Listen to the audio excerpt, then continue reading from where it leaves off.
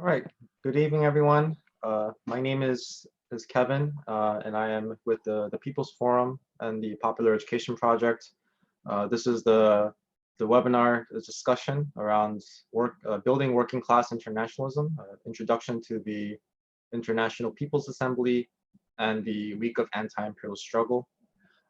Before we begin, I want to defer to Aldo, who is going to be giving instructions for those that are seeking Spanish interpretation. So please, Aldo. Hola, las organizadoras del evento de hoy tienen la firme determinación de crear un espacio multilingüe. Para ayudar a crear este espacio tenemos interpretación disponible en español. El evento se realizará mayormente en inglés. Dentro de unos minutos activaremos la interpretación para este evento y si usted está usando la aplicación Zoom, podrá ver el icono de un mundo en la parte de abajo de su pantalla. Para escuchar la interpretación, haga un clic en el mundo y seleccione español. Si tiene algún problema al respecto, por favor escriba un comentario en el chat. Hi, the organizers of today's event have made a commitment to create a multilingual space. To help create that space, we have interpretation available into Spanish. The event will mostly be held in English. In a few minutes, we will activate interpretation for this event, and if you are using the Zoom application, you will see a globe icon at the bottom of your screen. To listen to the interpretation, click on the globe and select Spanish. If you have any problems doing this, please comment in the chat box. Thank you. Thank you so much, Aldo and Julieta. Aldo and Julieta will be providing translation for today's webinar. And just to mention that Aldo is part of the Algarabia language co-op, and Julieta is a photographer, freelance, and also language justice advocate. So we have a tradition here at the People's Forum of really, before we start our conversations, to really invoke a certain spirit of struggle. So with that, I want to hand it over to Moni, who is a member of the Popular Education Project, to start us off in a song. Thanks, Kevin. And the song is called Yo vengo a ofrecer mi corazón.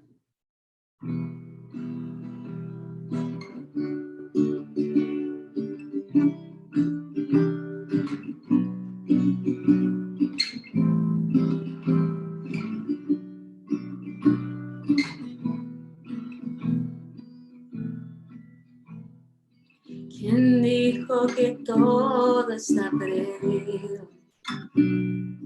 Yo vengo a ofrecer mi corazón. Tanta lágrima que se llevó el río. Yo vengo a ofrecer mi corazón. No será tan fácil, ya sé qué pasa. No será tan simple como pensaba.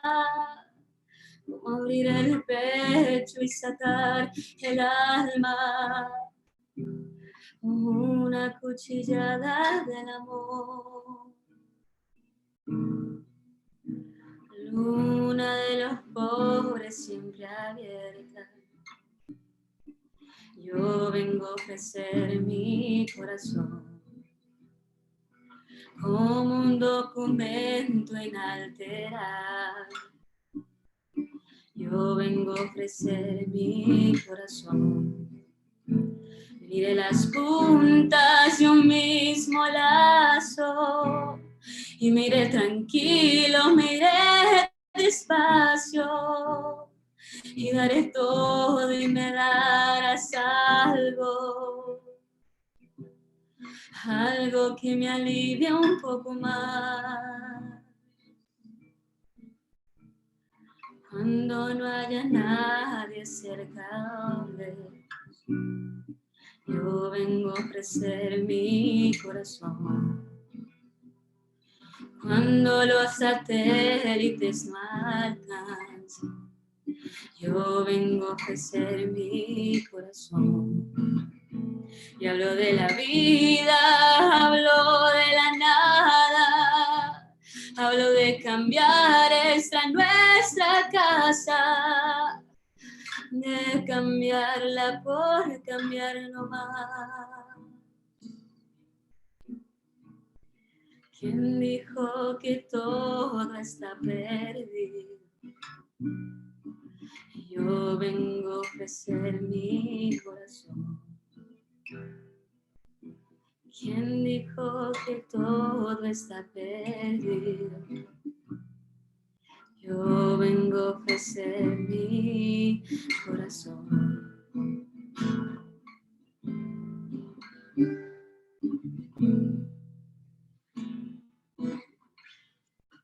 Thank you. Thank you so much. And I am still a student of Spanish, but I know that part of the song says, "Who said that everything is lost? I'm here to offer my heart." And I really think that this really speaks to some of the concept of what it actually means to build working class internationalism. So I want to say hi again. Again, my name is Kevin, and I'm here on behalf of the People's Forum. We're very excited and honored to host this discussion with you all around this topic of building working class internationalism of our time. And not just talking about it, we wanted to really introduce to folks a process that the People's Forum is very much a part of, which is the International People's Assembly, and the effort to organize towards the week of anti-imperialist struggle. For those that are new to our space,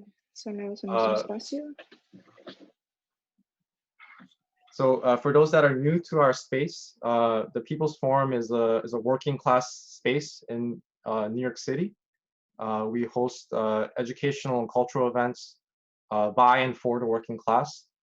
And also, we are an internationalist space. If you check out our website, peoplesforum.org, you'll see that throughout the year and a half that we've existed as a space, we have hosted numerous events of comrades outside the United States around the situations of struggles that are happening around the world, and topics related to what it actually means to build internationalism. And I think one thing I want to say before we start is that a lot of the people that end up coming through our space in New York City are not random. They're people that the people that actually work at the People's Forum are in relationship with and are building with in this broader project of what it actually means to unite the working class around the world. So today we have a couple of speakers and that are really going to introduce our project that the People's Forum is very much a part of, the International People's Assembly. Just to give you a very brief outline, we're going to have our Executive Director, Claudia de la Cruz, speak to a little bit on the history of the International People's Assembly and what it is today and how it's come to be. After that, we're going to have Comrade Vijay Prashad speak a little bit about the context of building working class internationalism today. And after that, we're going to actually have a series of video messages and also in-person messages from representatives of the organizations that are tied to the International People's Assembly to speak from their perspective what it means to be part of this process, as well as work towards organizing this week of anti-imperialist struggle. And then followed by, we want to open a space where people can ask questions related to the process and our webinar overall. So with that, I'll hand it over to Claudia, who will now lead us in talking a little bit about the IPA. Thank you, Kevin. And thank you, Moni, and the interpreters. First and foremost, also, thank you all so much for tuning in to the launch of this series of educational webinars on anti-imperialist struggles and building working class internationalism. I think it's important for us to emphasize the working class piece on internationalism, mainly because we know that when we're talking about capitalism, we know that it's a global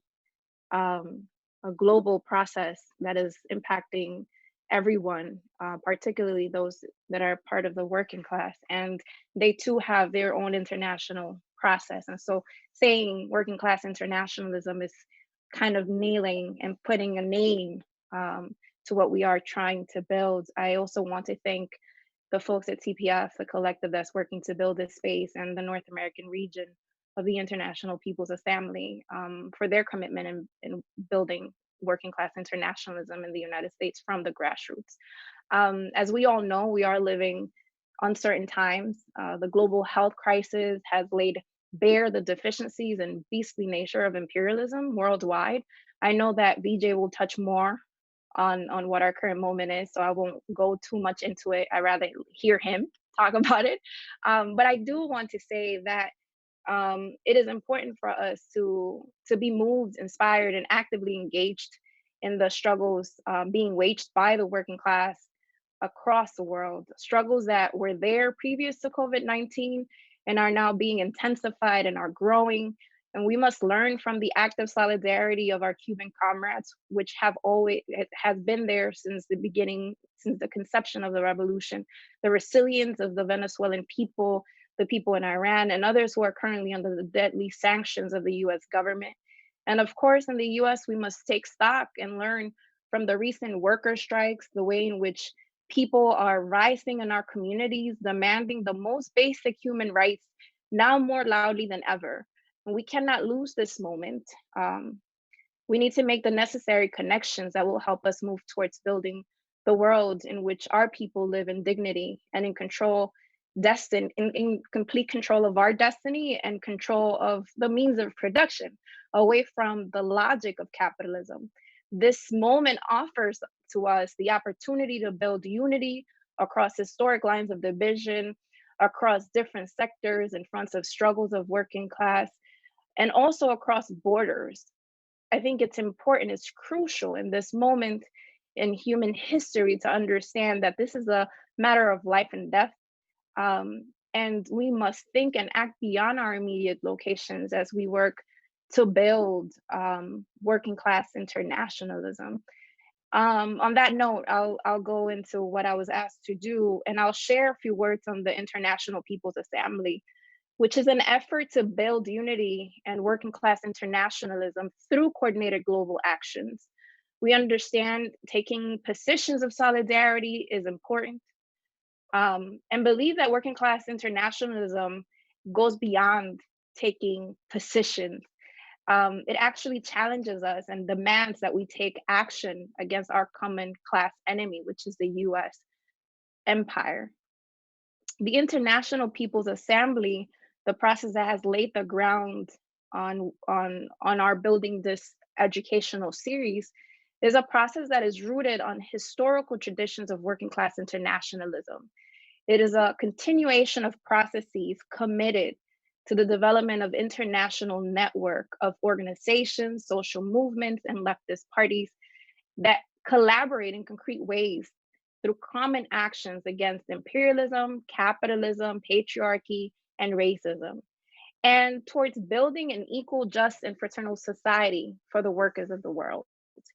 The IPA, which we use that small way of saying the International People's Assembly. So in case you hear us say the IPA, that's what we're referring to, has called for global coordinated actions that have contributed in advancing the struggles of the working class globally and in defense of revolutionary processes that are already there.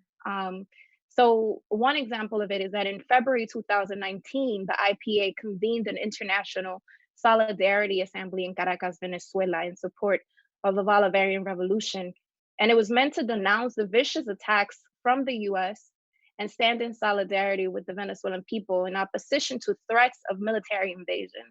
A little bit over 500 delegates from all over the world participated and committed to continue to work in support of the Bolivarian Revolution.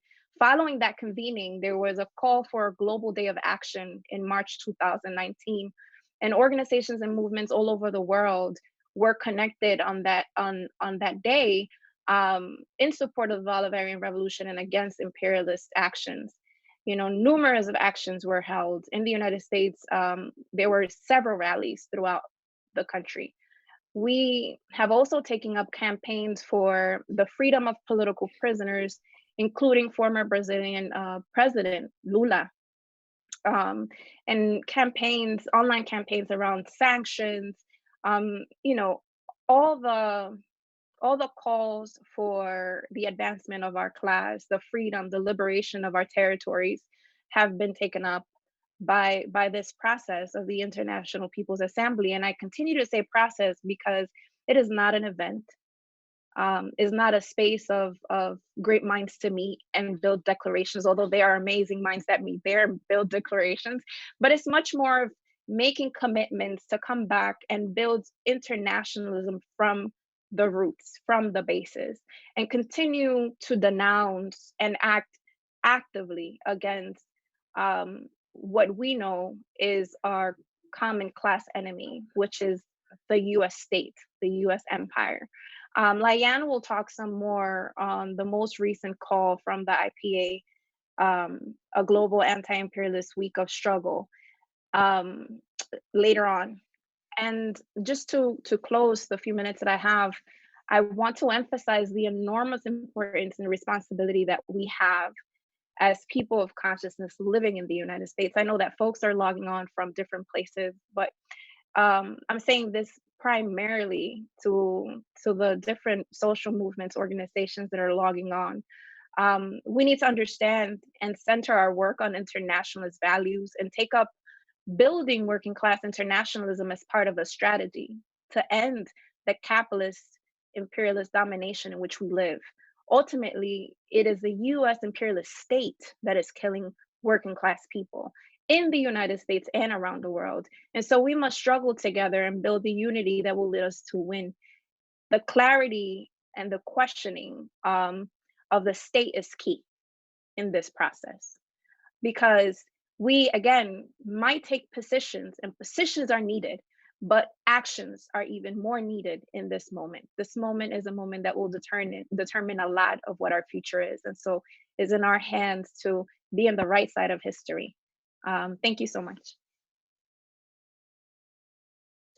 Thank you so much, Claudia. And I just want to give a quick shout out to all the people that are signed on. You know, one of the things that I do as part of the People's Forum process is, I deal with member organizations. For those that don't know, the People's Forum has a member organization model. These are organizations that are in struggle in relationship working class communities. We currently have, our last count was 108 member organizations at the People's Forum. So I'm very glad to see many familiar faces or names on to really, and get a chance to space to at least share our perspective of what it means to build to a working class internationalism. And with that, I want to pivot a little bit to Vijay, Comrade Vijay. I must say that as someone that's now known him for quite some time, a lot of people, probably know Comrade Vijay as an intellectual, but I really want to yes and that and say that this dude is a comrade that is really in touch with working class movement. And I think for all the people that are currently signed on, that are part of academic spaces or scholarly spaces, that Vijay is someone that to look towards in terms of getting a pulse and actually answering the questions that are coming out of the struggles of the working class. And I think this is very important work that Vijay is doing right now with the Tricontinental Institute for Social Research. And he's going to give us a couple of words in terms of what it means to build working class internationalism for our time. So, thanks, Kevin. That was very kind of you. And, gracias, Kevin. Eso fue muy amable de tu parte. it was lovely. Fue muy lindo. I'm going to give you in the 15 or 20 minutes that I have, very quick run through of maybe 4 different theses. Let's call them that, just to be to make it sound great. One of them is going to actually really emphasize what Claudia said, and I'll come to that. That'll be the third one. But I want to start with where we are now. This is a very complicated period.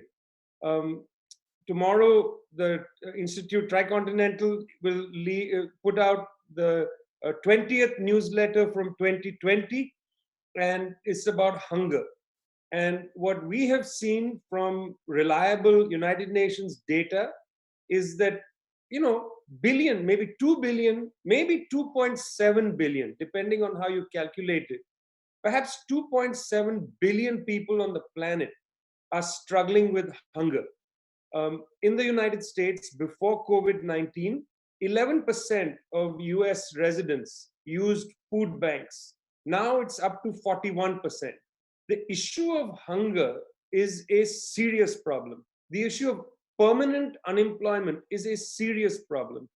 Credit card debt is going to escalate in the advanced countries. In the rest of the world, people are basically just starving. One and the same thing. Credit card debt means you're just putting off the reckoning.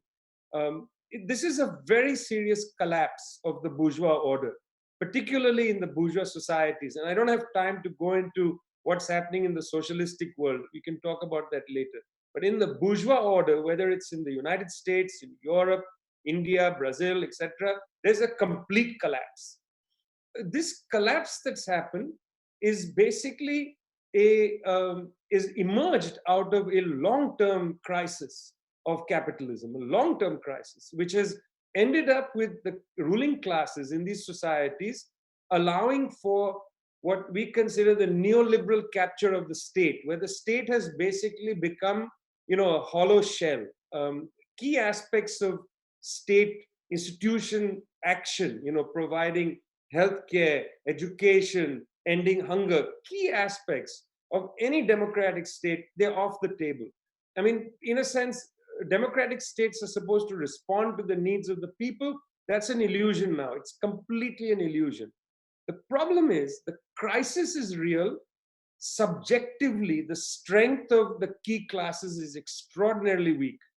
We have a crisis situation in front of us, but the working class strength to be able to advance the cause of the working class in this crisis is not there. The reservoirs of the working class are weak globally. In places like the United States, you see wildcat strikes all over, but these are not organized. The working class is not organized into decisive enough instruments to take advantage of this situation to advance working class goals. This is an enormous issue that we need to face up to the reality of it. If we don't face the reality of this, the rest is illusionary. We need to understand the crisis is severe, but our strength, our organized strength, is simply not up to the task and has not been for several decades. This is an immense challenge for us. That's the first point I want to make. The second point I want to make is that despite the fact that the bourgeois order has fallen apart, imperialism bears its fangs immediately. It has no compunctions. I mean, here's Venezuela, comes to the International Monetary Fund, asks for money that is its right. It has a right to the funds, a right to come to the IMF loan window, the standard drawing rights window. It has a right. Standard drawing rights are the rightful money of the Venezuelan government. Denied. Why? Because the US State Department said nothing doing. And then Trump sends a carrier group, basically to embargo, surround, embargo the ports of Venezuela at the same time when there's a global crisis. And then the United States makes a hallucinatory indictment against the Venezuelan government saying that, well, they are narco traffickers. Excuse me, US own reports show that the narco trafficking is happening in Colombia, and it includes Alvaro Uribe and his, descendant, Ivan Duque, and that whole lot of them. The ruling class in Colombia are up to their necks in the drug trade. That's where the problem is. These are from the drug enforcement agency reports, not from anybody saying it's in Venezuela. And yet, this is how imperialism acts. The second point I really want to emphasize is that the weakness of the bourgeois order to deal with its own democratic responsibilities to its people, the weakness of it, the collapse of that bourgeois order has not stayed the hand of imperialism. In fact, they've decided to intensify their challenge, their hybrid war against Venezuela, the challenge against Iran, and now ramping up war against China, including building up an enormous missile array against China. If you've been following Admiral Davidson, who's the head of the Indo-Pacific Command, the statements he's making are extraordinarily belligerent. They want to somehow make it clear to the Chinese that they're ready for a small war. This is in the middle of a global pandemic, despite the fact that the UN Secretary General said we should have a ceasefire. No, there's no ceasefire for imperialism. Ceasefire for lesser people on the planet. Imperialism is going to push its agenda. Why? Because it knows that the collapse of global supply chains, the collapse of the basic economic functions, they need to dominate quickly in order to reshape it in their image. They don't care that the working class movement doesn't have the power to advance its cause, and therefore inevitably, because of our weakness, they are going to be able to take advantage of the crisis. They don't care about that. They still want to use force to demonstrate and to make sure, to ensure that the world that's produced is a world that they dominate. That's the essence of imperialism. So that's the second point, is don't underestimate the power of imperialism in the midst of this crisis. This is why the International Week of Anti-Imperialist Struggle is so important. It's very important for us to be seized of the centrality of imperialism even in this time of immense crisis. The third point, it's so important for us to emphasize the need to build the independent strength of the working class, the peasantry, the key classes of the people. It's so important.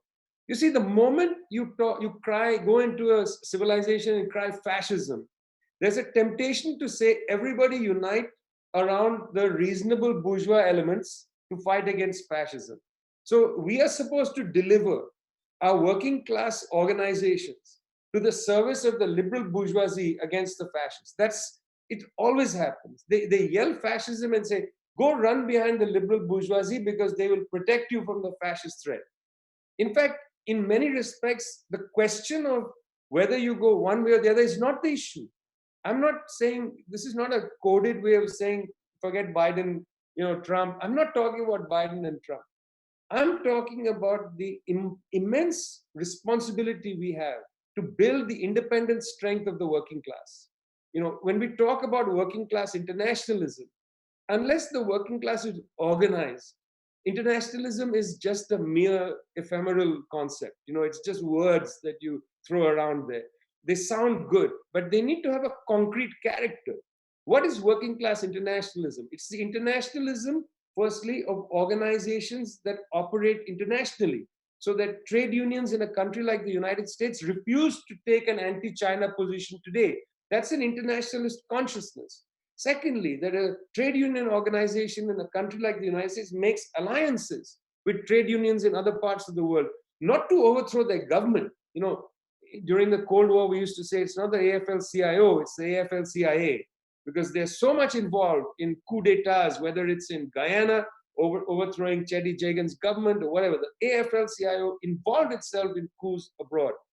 That history has to be... Would you please speak a little bit slower, because for the interpretation purposes? Sorry. 20 minutes, I'm trying to jam it all in 20 minutes.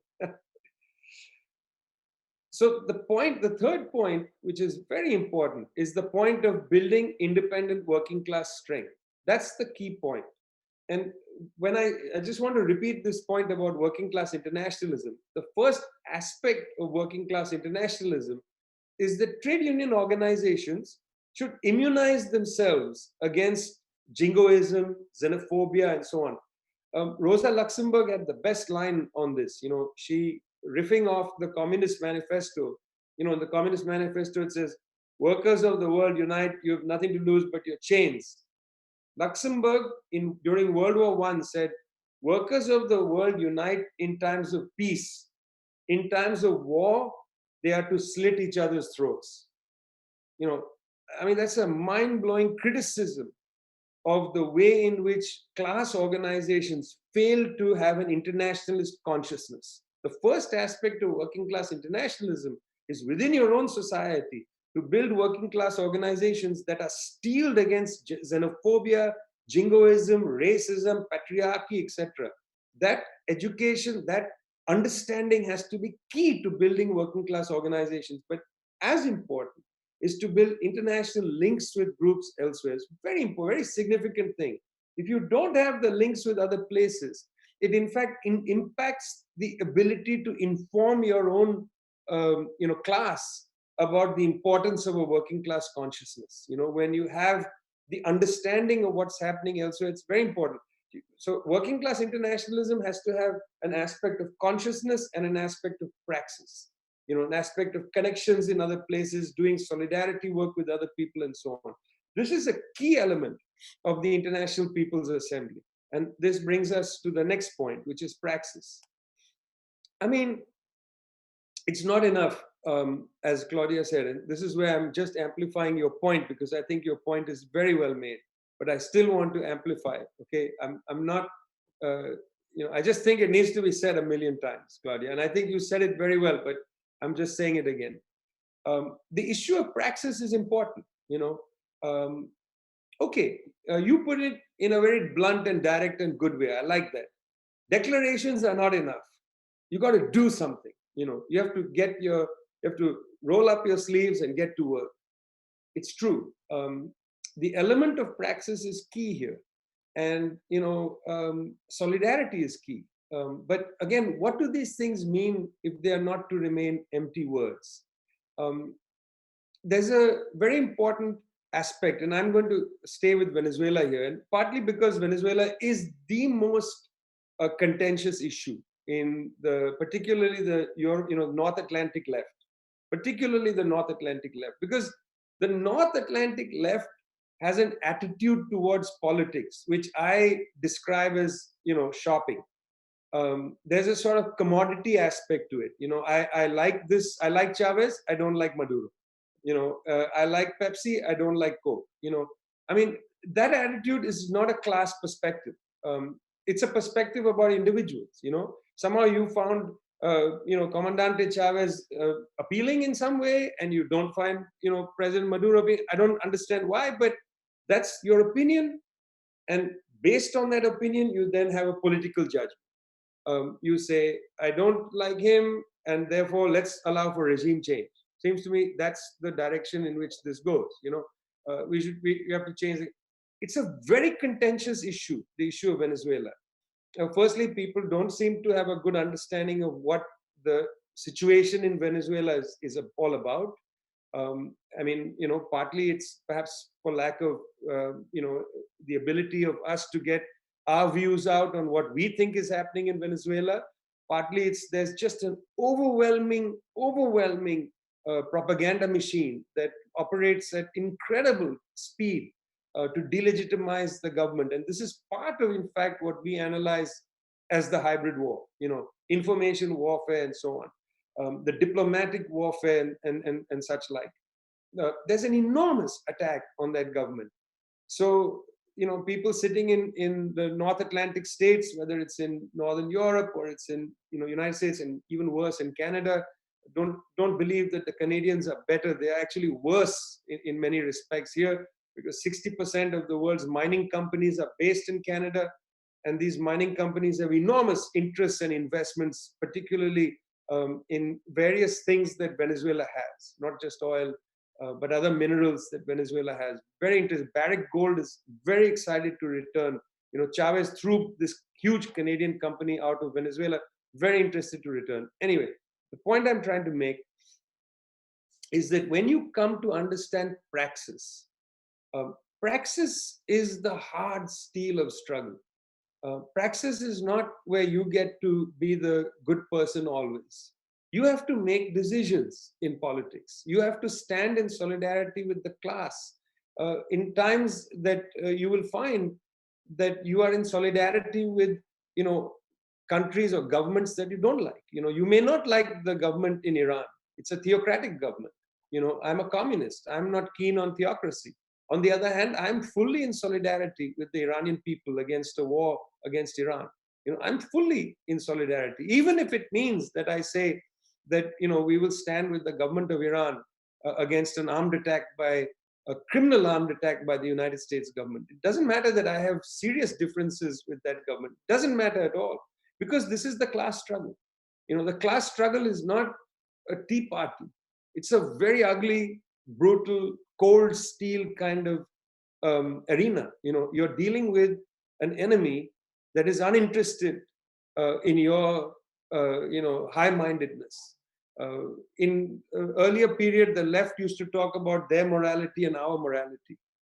Our morality is to stand with the class and to attempt to analyze as best as we can with all the flaws that we make, attempt to analyze, and that's where the declarations come in, attempt to analyze with all the human flaws that we have, attempt to analyze the clearest way we can of how to advance the international class struggle. That is our goal. And in the International People's Assembly, it seems to me, this is what we are trying to do. We are trying to understand how to advance the international class struggle. This is the way we have understood the praxis of advancement. This is, I think, a very cogent and important way. If you accept that this is the way to go, then I hope you'll get involved in a deep way. I hope you'll get involved in the International Week of Anti-Imperialist Struggle. I'm not keen in the attitude that people have of dividing the world into camps. I think there are only two camps in the world, and I'm going to end with this. There's only two camps in the world. On the one side, there's the camp of imperialism. This is the camp that seeks to suffocate the world. There is now, through the US Treasury Department, telling the creditors of the world, don't give most of the developing countries a break because of this coronavirus recession. Don't forgive loans. Force them to pay it back. The developing countries are holding $11 trillion of debt. They have debt servicing that's about 3.9 trillion this year. This year, the developing countries have to pay 3.9 trillion. US Treasury Department is saying, by all means, make them pay. That's the face of imperialism. It is heartless. The other side is not another part of the planet. It's not some other countries. The other side is humanity. This is a struggle not between the forces of imperialism and these other countries. No, it's a fight between imperialism and humanity. This is why people inside the United States are a key part of this struggle. This is not a fight of the United States versus Venezuela. It's a fight of imperialism versus humanity. And if you're a human being, and you live in the United States, you're in the camp of humanity, and you have to directly confront imperialism. Thanks a lot. Thank you so much, Vijay. I know that you have to hop off shortly. I actually would like to see if you can offer some insight. There was a question that was posed by one of the participants about the nature of the working class today, because sometimes I think the working class can sound rhetorical. So if you can talk to the characteristics of the working class today and what are the implications of building internationalism with those characteristics? Yeah, I mean, I'm happy to talk about that, but I also want to say that at our institute, at the Tricontinental Institute, our first working document, which is called In the Ruins of the Present, actually goes into this. I mean, before COVID-19, there was already a serious problem because we don't want to get into all the details, but what was known as globalization, it's not a false thing, it's real. We have a phrase we use called disarticulation of production, where factories are broken up and spread in the global commodity chain or the global supply chain and so on, which is now very much damaged. Global trade volumes have collapsed by at least 32% during this crisis. But even before then, there was this way in which factories were distributed across countries, not necessarily one coherent factory. This was an immense defeat for the working class, because what it meant was you can't actually organize workers in a factory and go on strike there. If you go on strike in any one part of the global supply chain, they just go around you. They find other suppliers. If your factory is making, the covers of the iPhone, there are 20 other people who can supply it. If you're making the whole iPhone and you go on strike, you could perhaps capture capital and really force capital to the table.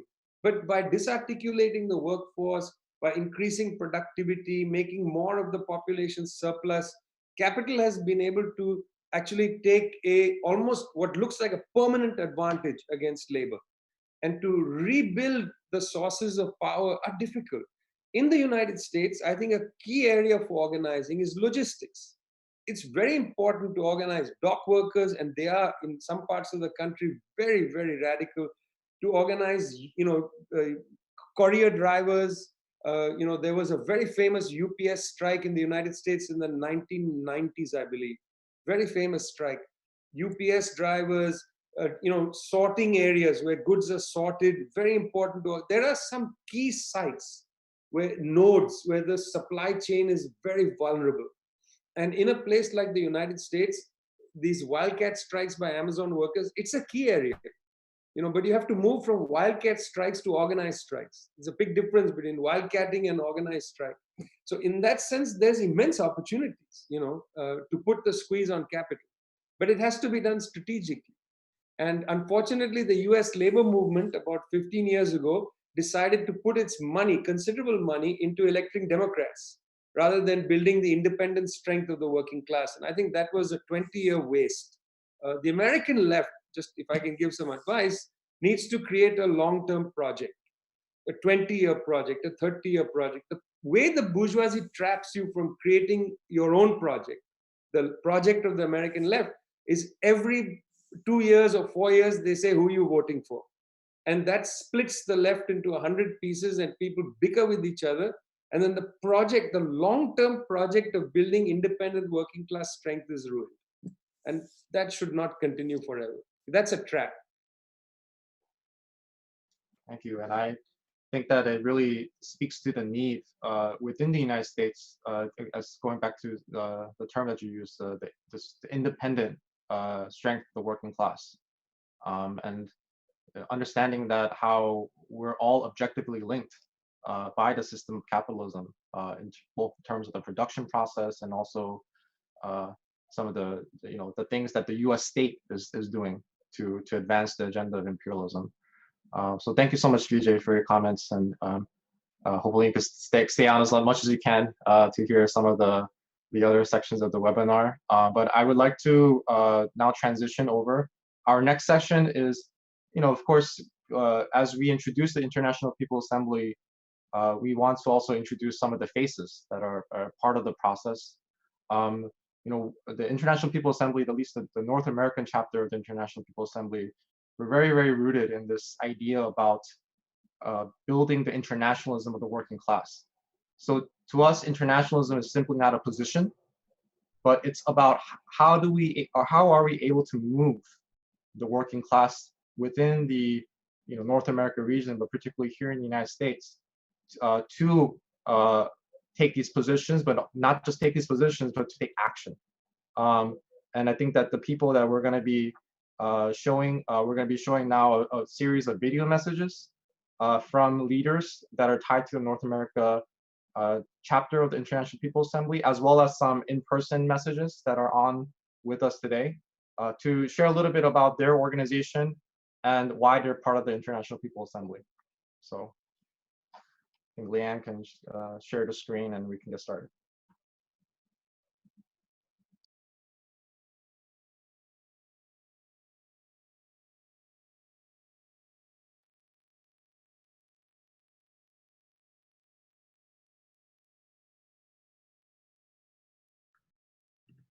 Hi, my name is Andrew Nance. And my name is Candace Chuking. And we're organizers with the Party for Socialism and Liberation, also known as the PSL. The PSL is comprised of leaders and activists, workers and students of all backgrounds.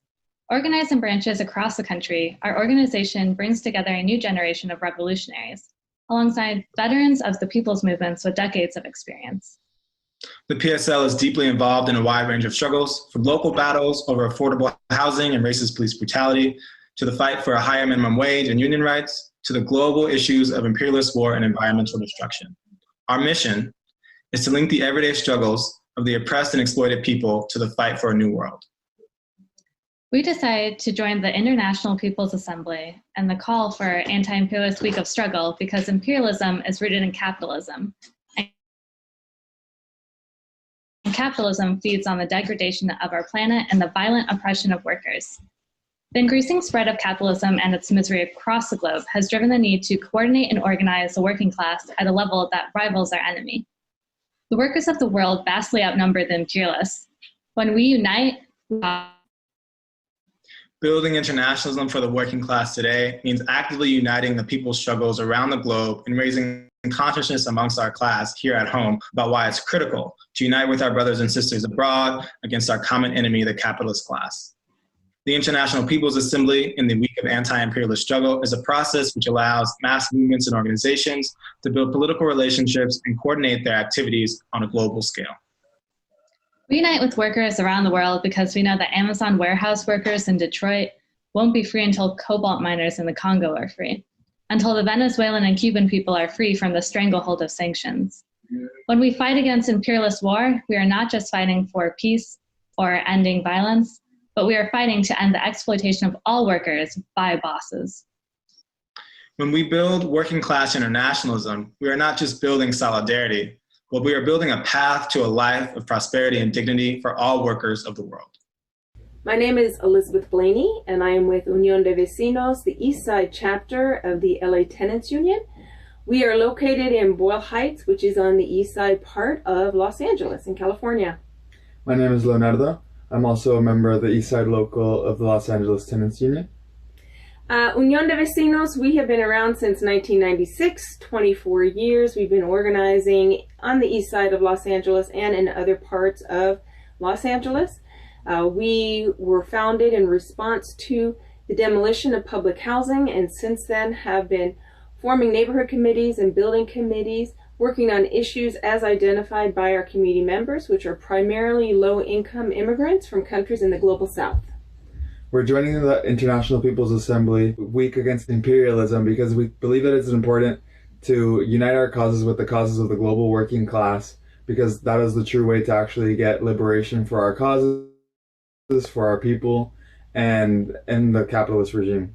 And since we live and work in the biggest imperialist country in the world, we are committed to fighting against imperialism, fighting against the acts that it is doing with our sister organizations and others from our movement across the globe. And we are here to take that down. Hello, my name is Matt from Lancaster, Pennsylvania. I am with Put People First PA. We are a grassroots base-building organization of the poor and dispossessed working class people fighting for health care as a human right in Pennsylvania, a state with 13 million people.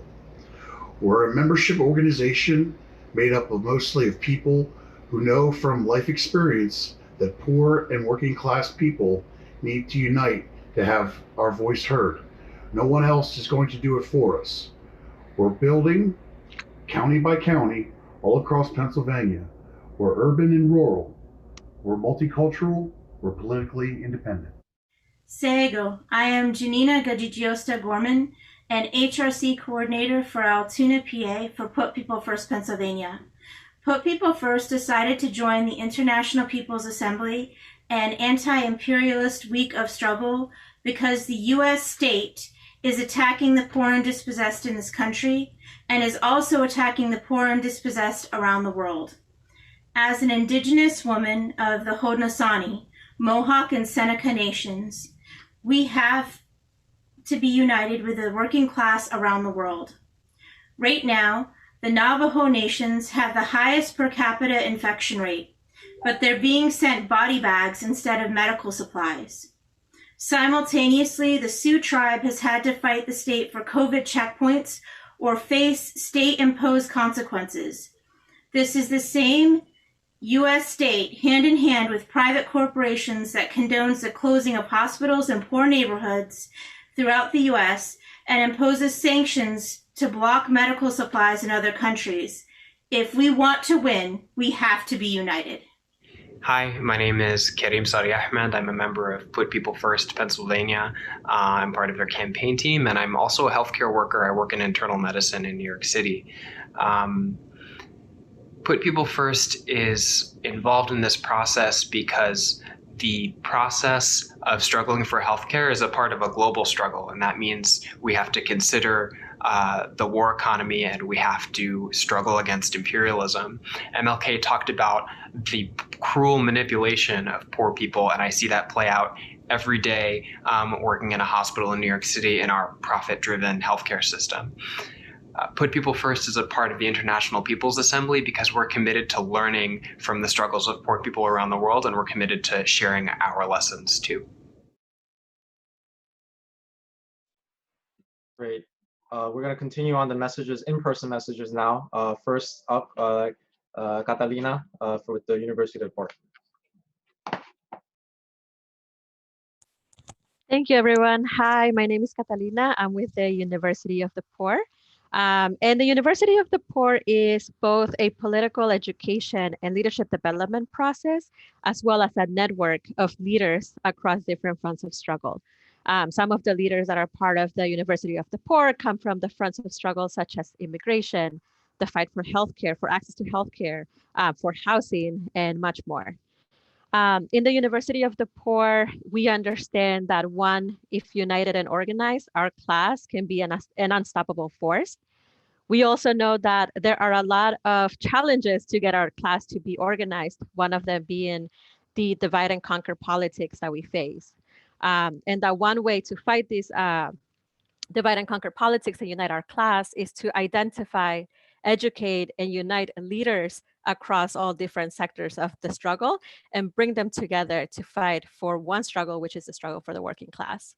Our work takes the form of, once again, because we do a lot of political education, it takes the form of studies and online courses where we learn and discuss and about different topics and themes, and really is to bring the theory that will help inform the work that we're doing on the ground. We're here because we are taking part in this process for the International People's Assemblies. And we see that as a necessary process because we also understand that the working class has a common enemy, that we're not fighting unopposed, that we have a concrete enemy that we're up against, and that this enemy is now more global than ever. And because our enemy is global, our organizing efforts, our class has also have to be organized at a global scale. And we're trying to do here our part in the US, knowing that the US is the country that has caused a lot of the conditions that the working class across the globe are fighting against. But we are trying to, once again, really show that the working class here in the US is also connected to the workers across the globe. And we see the process for the International People's Assemblies to, once again, get us to that stage where we're uniting our class. Thank you. Great, thank you, Kat. Next is Keith from the Vermont Worker Center. Hi, everyone. Great to be here with you all tonight. My name is Keith with the Vermont Workers Center. We're a statewide organization of poor and working class people in the state of Vermont in the Northeast. And we're fighting for dignified work and the human right to healthcare in particular. What we're seeing, it's mostly a rural state where we live, and lots of folks are dealing, especially with the pandemic, with hunger, with debt, with housing, with jobs, and especially with healthcare. And one of the, I feel like, phenomena that characterizes our state is that there's a really uneven economic development. In parts of the rural area, capital is withdrawing and closing down hospitals, closing down schools. And then in areas where there's investment, we're experiencing gentrification. So these are some of the issues that we're fighting against. In particular, we're organizing people on Medicaid to take public control of the hospitals and win Medicaid for all. And we joined the International People's Assembly and the Anti-Imperialist Week of Struggle because our own experience showed us that we need to be more sophisticated. We won a universal healthcare law about 10 years ago. That was historic at the time. The politician who rode our campaign into office then turned around and stabbed us in the back and abandoned the project. And we now have a healthcare system on the road to privatization. So we learned that we need to be politically independent. We need to study the forces we're up against, and we need to be coordinated with social and political movements more deeply across the country and around the world. The uniting of the working class is what we're trying to do here in Vermont. Even within a community, building unity across social division is difficult. We need to build that, as Liz Theo Harris, the Reverend from the Poor People's Campaign says, the war on the poor knows no borders.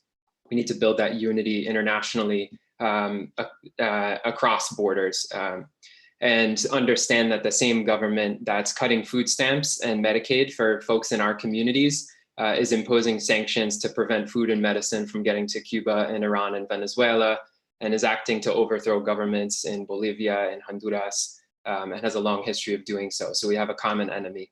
And the last thing I would say is understanding that the People's Assembly and the Week of Action are a process. We've participated in schools, in exchanges. It's been really valuable for folks from our organization to build relationships with people across the world who are engaged in building a politically independent mass organization of our class.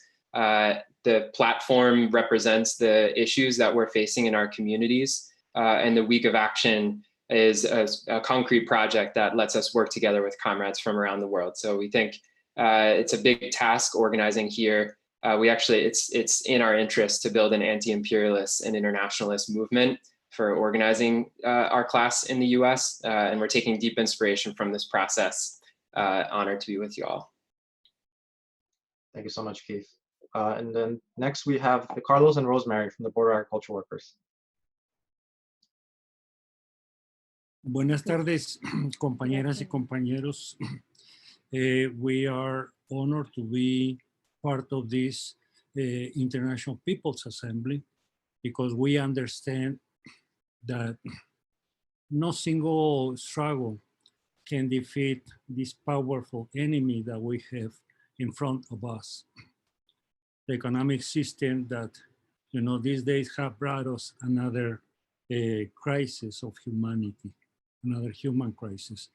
We're also been part of the journey of an anti-imperialist struggle because we understand very well that the exploitation, that the oppression of people, that the greedy of corporations go beyond the borders of the United States, and that people all over the hemisphere are fighting against this powerful enemy, and that therefore these days the most important task for us and for everybody is to build international solidarity. Rosemary has a message that she was asked to deliver on behalf of the Border Agriculture Workers Project. Gracias, compañeros y compañeras. It's just something very brief in lay terms as we get it from the farm workers, as we experience out in the fields with the campesinas and campesinos from both sides of the borders. And that is that the COVID-19 crisis is seriously affecting the agricultural workers, almost 3 million nationwide, more than the rest of the population as they walk the streets, the recruitment sites, and the transport to the fields in vans full of workers herded like cattle. As you know, the government declared food cultivation an essential activity, but exempt from the order to stop the economy by closing businesses and stay home, work at home, work safe at home, but they failed to issue regulations or guidelines for the protection and safety of the agricultural workers who also have to do farm labor, risking their lives to earn little money to support their already impoverished family. Female farm workers continue to be the most affected by this crisis, as they themselves are the most oppressed and exploited in the fields under this patriarchal system of capitalism.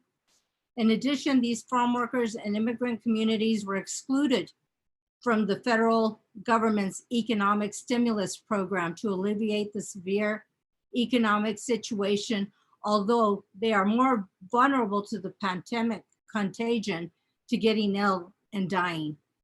This economic relief exclusion is part of the inequality, economic injustice that they were in even before the COVID-19 epidemic. What we proposed was the creation of an emergency here on our border region, emergency economic fund to support our people and communities that are already suffering a lot to survive the COVID-19 crisis, but do not have the money to buy food for their children, pay rent, utilities, much less to buy medicine and essential items to keep their humble homes safe. Number two, political actions against this systemic economic injustice that they have always lived and now has been aggravated by the pandemic by fighting against exploitation in the fields, guaranteeing them their labor rights, safety, and health, being paid decent wages to live, in addition to access to free quality medical and health services, for an end to the persecution and deportations of migrants, the release of immigrants and their families detained in ICE concentration camps. These times we've launched the broadest solidarity, especially with the most marginalized and those who are affected by this terrible current crisis. These farm workers do not even have access to drinking water, much less water to wash their hands or sanitary conditions, porta pots in the fields. Thank you. Thank you so much, Carlos and Rosemary. And now finally, we'll head over to Leonardo from Code Pink. Thanks, Kevin. Hi, everyone. My name is Leonardo. I'm with Code Pink. We're a women-led grassroots organization working to end US wars and militarism, support peace and human rights initiatives, and redirect our tax dollars into healthcare, education, green jobs, and other life-affirming programs. We focus on the Middle East, Latin America, divesting the military industrial complex and fossil fuels, among other things. And we also do a lot of work on sanctions, specifically on Iran, Venezuela, and Cuba. We're part of the International People's Assembly for several reasons. We've always been internationalist and anti-imperialist. From our founding, we've worked to end the violence of the US empire across the world. We work to expose the war economy and the violence of capitalism. And our work is to end this, of course, and build an economy that works for all. So the IPA is a natural home for us. Also, we know that the right wing is organizing at an international level, maybe not so much at the grassroots, but definitely through political parties, politicians, think tanks, and NGOs. So it's really incumbent upon us to strengthen relations between social movements, particularly during these difficult times of COVID, climate change, nonstop war, and the continual crisis of capitalism. And just on a personal note, I'm from Venezuela, and one of the reasons I see the IPA as an important platform is how connected social movements in Latin America became during the Pink Tide. And while many of the gains of the Pink Tide have been eroded, those connections remain, and they've helped people weather the resurgence of the right wing in the region, and those connections are going to be key in overturning this resurgence. Thank you. Thank you, Leonardo. And thank you, everyone, for the representatives of the organizations that are currently member organizations of the North American chapter of the International People's Assembly.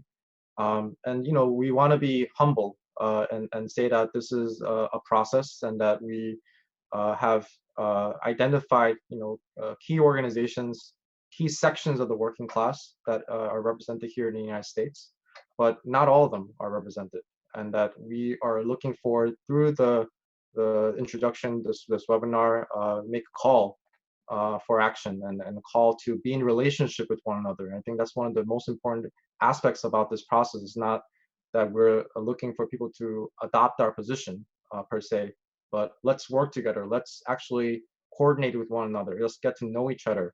And with that, I want to now give it over to Leanne, who's going to speak more in concrete details about what is exactly the Week of Anti-Imperialist Struggle and how can you get involved. Thank you, Kevin, and thank you, comrades, for your powerful testimonies. So my name is Leanne. I work with the People's Forum and with the Popular Education Project. And like Kevin said, I'd like to just give some more details on the specific call for the Week of Action. So last winter, the International People's Assembly made an official call for an International Week of Anti-Imperialist Struggles. This week is a coordinated effort across 5 continents to exercise the unity of people's organizations across the world against US imperialism. The call is for all of our organizations, our parties, and social movements to take direct actions in our regions, in locations that represent or symbolize US imperialism. The call asks us to use all the tools at our disposal for ideological, social, and political struggle. For example, to mark symbols of empire, to create art, music, and culture that uplift us against imperialist aggression, to create educational spaces and materials for our communities and bases. All of this in order to strengthen and fortify the impact of mass mobilizations. So the week was originally scheduled for the end of May, but the pandemic hit, and this time frame is no longer possible, nor is it safe, as we all know. So the Week of Action is postponed indefinitely for a time when we are able to gather safely and effectively. However, this does not mean that we're going to stop our work in any way. We are going to continue building anti-imperialist struggle in this time. We also recognize that the week represents just one very small moment in the ongoing and unstopping struggle against imperialism. We want to use this time to build towards the week and also to deepen our understanding of what exactly it means to be organizing against imperialism from working class organizations in the United States. The People's Assembly has provided us with some orientation regarding the political lines of the week of struggle that can help us see more clearly why it is that objectively, when we are engaged in working class struggle, no matter the front of struggle or the issue, we are objectively needing to struggle against imperialism as well. So to briefly touch on these lines, we understand that to be against imperialism is to be for peace. And this often is what comes up first for people when they think of anti-imperialism. To stand against the militarization of the world, specifically the US military, which is the largest military in the world with this gigantic budget that really should be spent on the well-being of humanity. But to be against imperialism is also to be for life on the planet and to denounce the capitalist destruction of the environment. It is to be for self-determination and sovereignty of all people, to stand against Zionism, against the colonial and neo-colonial control of territory, against the unilateral sanctions by the US against 50 countries across the world. To be against imperialism is also to be for democracy, against the manufactured coups, media manipulations, and interventions. It's to be for human rights, for the right to work, shelter, food, care, education, everything that's necessary for a dignified life.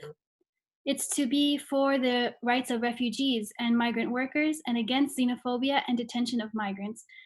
To be anti-imperial is also to be for the rights of women, against all patriarchal violence and control of bodies and the lives of women, to be for LGBTQ rights and against the discrimination and violence on LGBTQ populations.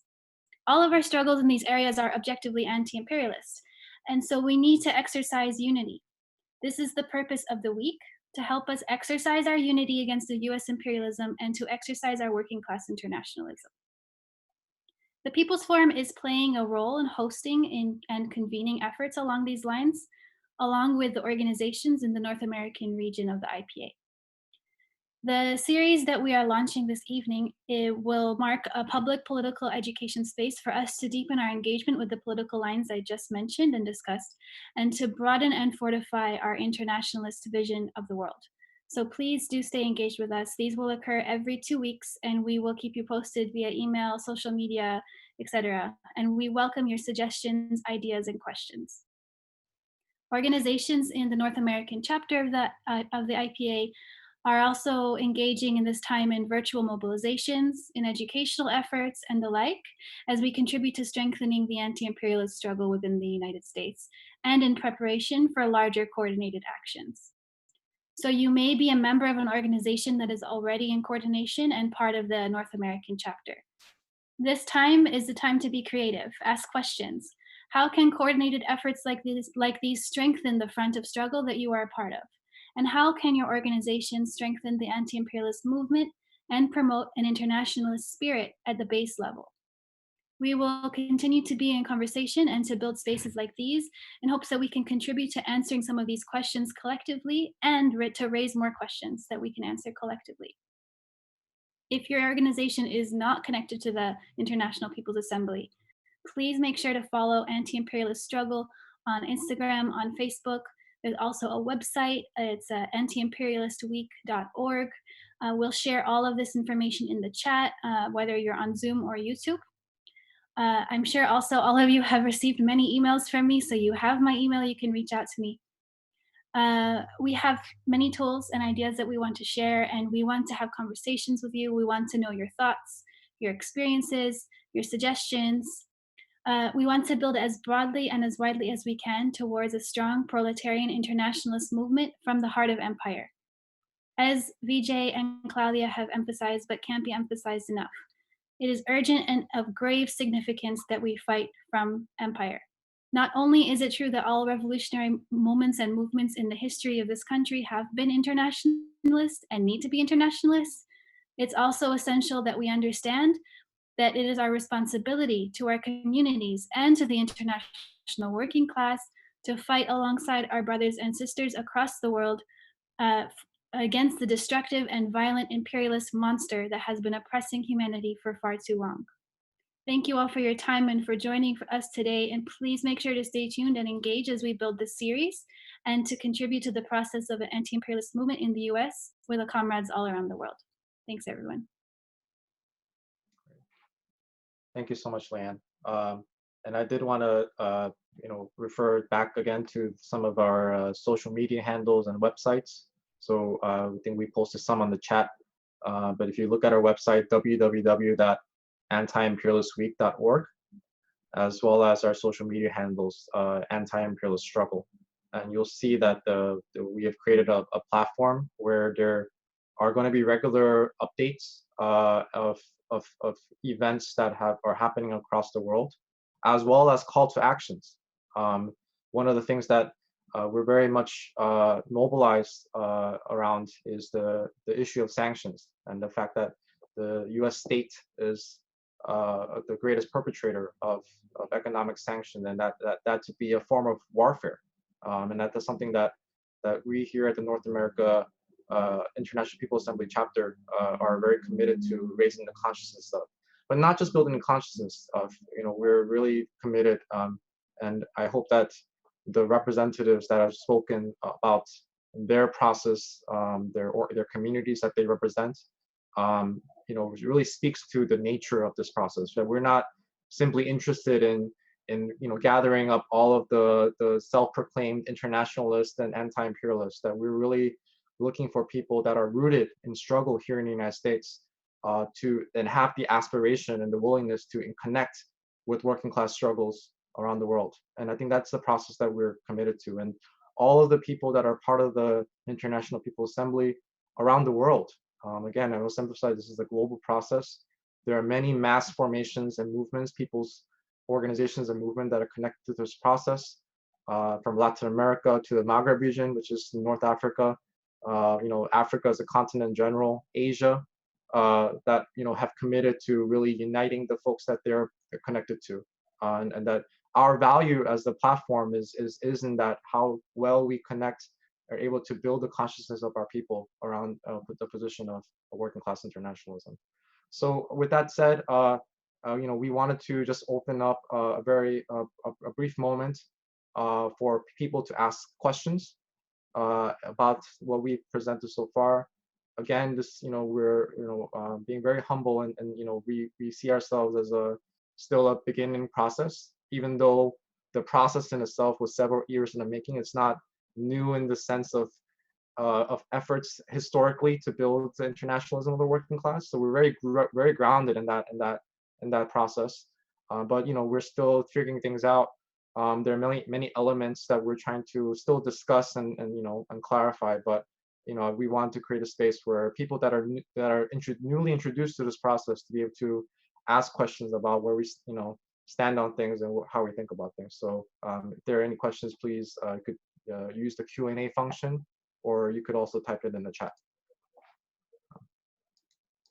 So I actually just want to get the ball rolling. I know there's a question in the Q&A about how many organizations worldwide make up the International People's Assembly. Actually, I was wondering if Claudia, you could answer that question. That's great, Kevin. Thank you. Well, I don't think we have a set number. I think you kind of mentioned it, like you articulated really well what type of process is being built in terms of the intentionality behind it. I don't know how many folks on the line have probably gone to international settings where you have folks participate who are not necessarily connected to any mass movement or any organizations, but they become somehow the representatives of whatever country they're coming from.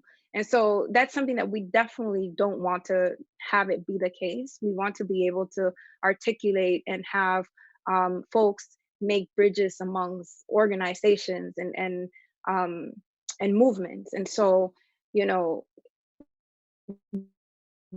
that's kind of the criteria and the work that we're trying to do. And so each of these organizations that are part of the coordination of the International People's Assembly are in relationship with different networks and different organizations that in their own regions have a chapter. And so it's very hard for me to sit here and say, this is the number that we have. It's a very intentional process that is being built. And I would actually invite folks to think about these processes, both locally and internationally, even continentally, not necessarily, you know, on the basis of how many organizations, but more so in terms of like impact and the quality of people that we're bringing together. Because again, we've had international settings where you know, different organizations come, and they come in representation of the nonprofit world, and they come in the representation of many different things that have nothing to do necessarily with building bridges amongst working class people. And so you know, just an invitation for folks listening and connected to think about the process itself as a very intentional one, and that is very much about connecting movements throughout the world. Hopefully that answers some of the question. Yeah, and I really want to emphasize again this notion of intentionality. And you know, I think our position is that we are not intending to rapidly grow the process. The quality is just as important as the quantity, and that in this particular period that we're in, particularly for our context, because I think one thing that we acknowledge is that different regions of the world are in different contexts, right? And different stages of organizing and in movement. And in our stage, we're very clear that we're still in the stage of identifying and uniting leaders that are committed to this process. Not just this process, but the struggles of the working class here in the United States. That's very, very important for us, is that, you know, there's processes, you know, that we're aware of that are, you know, internationalist, that they provide solidarity for various countries. They're very, very much needed. But the question that we're trying to solve here is this question of how do we then connect the struggles that are existing in the United States. And I think many of us that are on the webinar are connected to those struggles. How do we then connect those struggles with the struggles of other places around the world? And I think that what we're trying to evolve past is, you know, we are very, very, very much moved by actions of solidarity. And I think that we want to get to a stage and level where we're not just operating on the actions of solidarity, but actions of coordination. And I think that's a very, very important, a different level of activity, where we're understanding that our enemy is common, that there is certain unity around that fact about that our enemy is common, and that we through coordination execute coordinated campaigns around that common enemy. And I don't think that we're at that stage yet, but our process is to build towards that stage. And getting towards that stage is a very meticulous process. It involves relationship building, it involves political education, it involves getting people to relate with one another from outside the United States to here, and not just any random people, but actual leaders of mass struggles in the United States. And so that's the process that we're very much committed to. And you know, I mean, I'm sure there's a very general question of like, how do I get involved? And I think my personal response to that is, let's talk first. Let's talk about the struggles that you're involved in, the organization, the mass organization that you're building here in the United States, and then figure out what it actually means to relate based on that front. As you see, many of the people that are represented, that have shared messages as to why they're part of the International People's Assembly, many of the organizations are very much deeply engaged in the struggles of the working class here in the United States, but at the same time figured out the limitations of being simply involved in the struggles of the working class in the United States, and figuring out how then, from that vantage point, how do you then connect those real struggles with the struggles abroad? So Kevin, I wanted to add something more in terms of some of the points that you mentioned, and I wanted to go back to what Vijay said in terms of, you know, what is working class internationalism, and I want to emphasize the very need of deepening our consciousness around working class consciousness. how do we build working class consciousness in the United States? And I think that that is very, very important, particularly in a space where, you know, we could talk about all sorts of different identities, but as soon as we talk about class, somehow that's kind of like a bad word, right? We could talk about LGBTQ as an identity, we could talk about race, we could talk about gender, but as soon as we touch the aspect of working class, it's somehow an issue. And I think it's important for us to make sure that when we're talking about internationalism, even when we're talking about solidarity, right?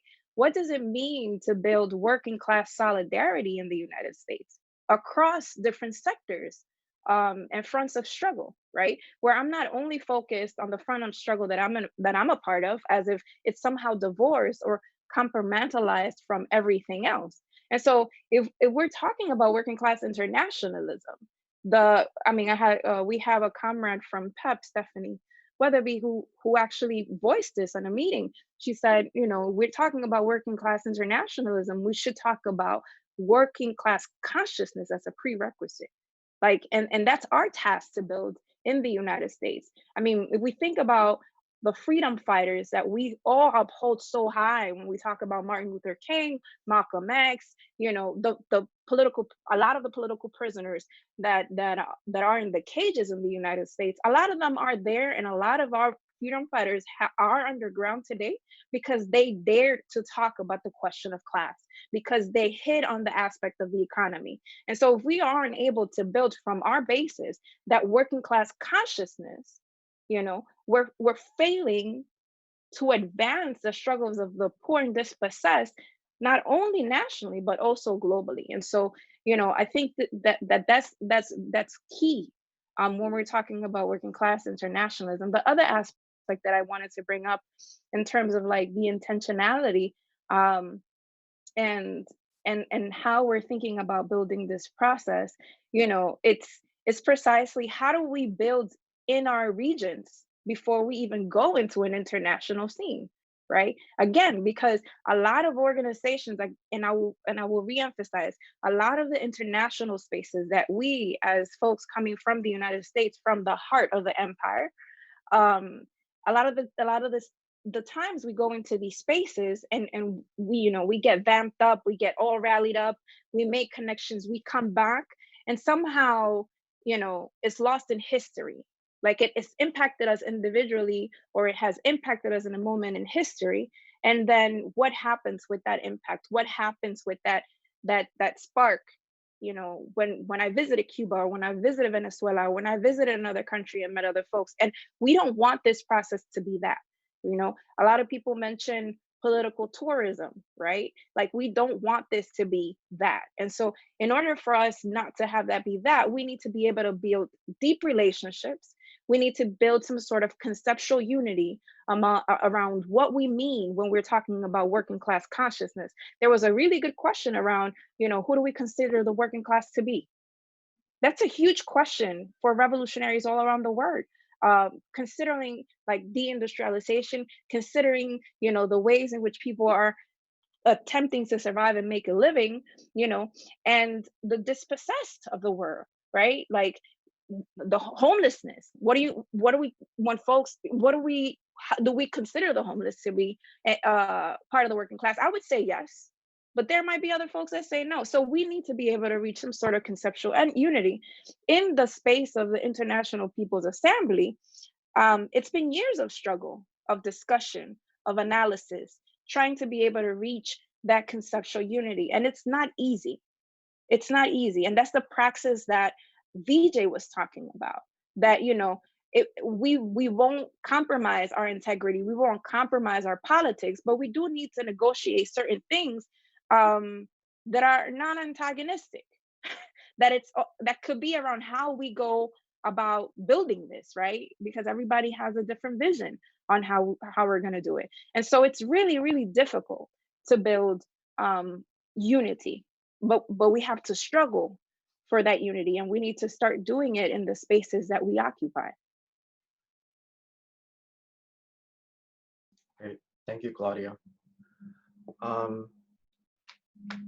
I guess I can try to answer. I mean, I think there's a follow-up question in relationship to kind of defining the working class today. And I think, you know, there's definitely a conversation that needs to take place about what are the characteristics of the working class, right? What are some of the emotions that are taking place? I think the person mentioned the fact that most people in the United States are not unionized, and that's true. And we need to first then understand why that is. You know, there's things, and we definitely again refer back to the pamphlet that Vijay referring to, in the ruins of the presence. Why, for instance, the tactical strikes became less effective in a certain period, right? Because of the way that the production process has become, you know, global in nature, and you know, disarticulated, as Vijay mentioned. And from that vantage point, figure out then what are some of the new formations or new sections of the working class that are on the rise. And the People's Forum, we often talk about this notion of the poor and dispossessed, and as well as the Poor People's Campaign. And it speaks to not just about the who are the poor today, but also the who is going to be the poor tomorrow, right? I want to repeat that because it's a very, very profound concept.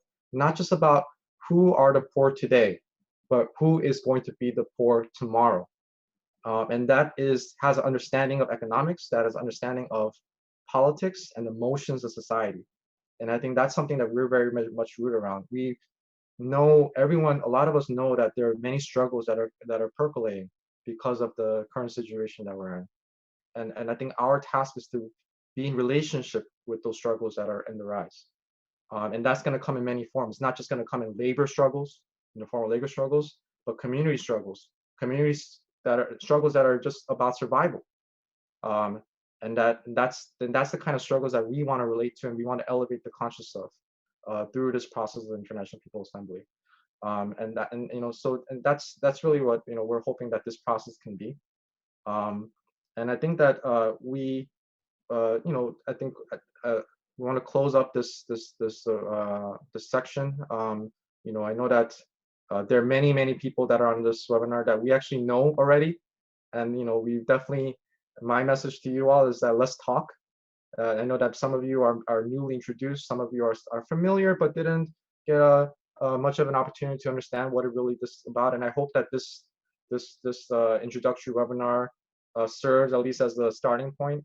We definitely are going to continue to organize more spaces where we can further elaborate on our process. But for now, I definitely would you know, recommend that you visit the website, the global website, anti-imperialistweek.org, to get a sense of what we're about and what the week of anti-imperialist struggle is about. And you know, let's keep talking. And I'll just end by saying that, you know, I know that there are some folks that I've been in conversation about this kind of notion of whether it's even possible to unite the working class today and even in the past. And I think one historical reference that I take as a source of inspiration is during the period of the Civil War. You know, you know, as some of you may know, there was a blockade that took place on exports of cotton in the South. And because of that, there was an induced economic crisis that took place amongst primarily textile workers in Europe. And there was mass you know, economic uncertainty, and that was the context of which the International Working Men's Association was formed, and to prevent the kind of pro-South sentiment amongst the textile workers that were at that time the global power, the global, you know, the major section of global ruling class, right, the planter class in the United States. And you know, there's objectively the relationships that exist today in the world, you know, that gives the conditions for us to be internationalists. It's about us then to build the consciousness and develop the infrastructure necessary then to get engaged and actually coordinate a struggle together. So that's really the spirit in which we're hoping that we could organize this process and that we could engage with you all in the conversation about. Please be, you know, look forward to our future, you know, spaces that we're organized. I mean, I know that all of us are, you know, are quarantined. I know some of you are in the streets, working still, and for all the folks that are engaged with the People's Forum, and the spaces that we've created, we hope you're getting something out of it, and hopefully that through this series that we could continue the conversation of what it actually means to build working class internationalism. So thank you so much. Thank you again to the Aldo and Julieta for translating, and we'll keep talking.